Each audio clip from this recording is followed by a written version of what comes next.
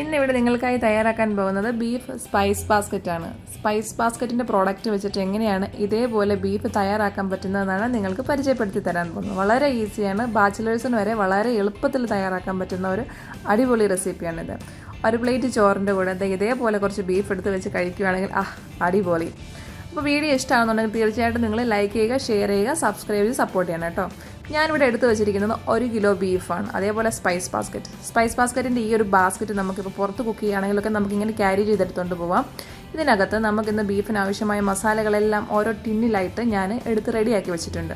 അപ്പോൾ നിങ്ങൾക്കിത് കാണാം, ഇത് ഒരു 9 ബോട്ടിൽസ് ഉണ്ട്. ഈ ബോട്ടിൽസിനകത്ത് വെളിച്ചെണ്ണ ഉൾപ്പെടെ ഞാൻ എടുത്ത് വെച്ചിട്ടുണ്ട്. ഇതിൽ ഞാനിത് ചേർക്കുന്നതിൽ ഈ ചതച്ച് വെച്ചിരിക്കുന്ന ഇഞ്ചി വെളുത്തുള്ളി ഒഴികെ ബാക്കി എല്ലാം സ്പൈസ് ബാസ്ക്കറ്റിൻ്റെ തന്നെ പ്രോഡക്റ്റാണ്. വേറൊന്നും ഞാനിതിൽ ആഡ് ചെയ്യുന്നില്ല. അപ്പം നമുക്കത് നോക്കാം എങ്ങനെയാണ് ചെയ്യാമെന്നുള്ളത്.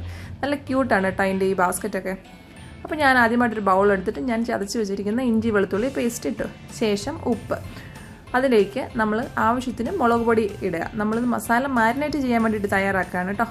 അതിലേക്ക് നമുക്ക് ആവശ്യമായ ഗരം മസാല പൗഡർ ചേർത്ത് കൊടുക്കാം. ശേഷം മല്ലിപ്പൊടി ചേർത്ത് കൊടുക്കണം. മസാല നമ്മുടെ ആവശ്യത്തിനനുസരിച്ചാണ് ചേർക്കുക. അതിനുശേഷം നമുക്ക് മഞ്ഞൾപ്പൊടി ചേർക്കുക. ശേഷം കുരുമുളക് പൊടി. ഇത്രയും നന്നായിട്ടൊന്ന് മിക്സ് ചെയ്യണം. മിക്സ് ചെയ്യുമ്പോൾ നമുക്ക് വെളിച്ചെണ്ണ ഉപയോഗിച്ച് വേണം മിക്സ് ചെയ്യാനായിട്ട്. അത് സ്പൈസ് ബാസ്ക്കറ്റിൻ്റെ തന്നെ വെളിച്ചെണ്ണയാണ് ഞാനിവിടെ യൂസ് ചെയ്യുന്നത്. ശേഷം നമുക്കിന്ന് നന്നായി ഒന്ന് മിക്സ് ചെയ്യണം ഈ മസാലക്കൂട്ടിലേക്ക്.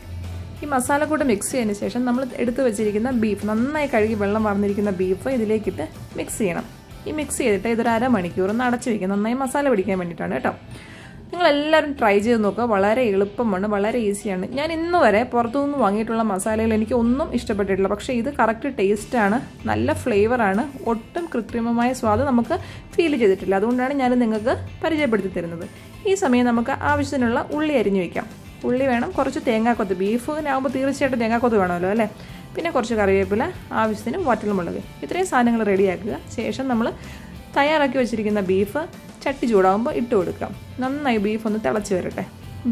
ഒരിക്കലും വെള്ളം ഒഴിച്ചു കൊടുക്കരുത്. അതേപോലെ എണ്ണ ഒഴിച്ചു കൊടുക്കാതെ നമ്മുടെ മസാലയിൽ കിടന്ന് തന്നെ വേണം ബീഫ് വെന്ത് വരാൻ. ശേഷം നമുക്ക് ചെറിയൊരു പാനിൽ നമുക്ക് കടുക് പൊട്ടിക്കാം.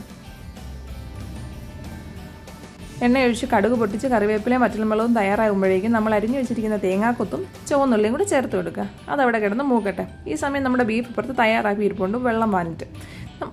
വീഡിയോ ഞാൻ വീണ്ടും പറയുന്നത് സബ്സ്ക്രൈബ് ചെയ്യുക കേട്ടോ.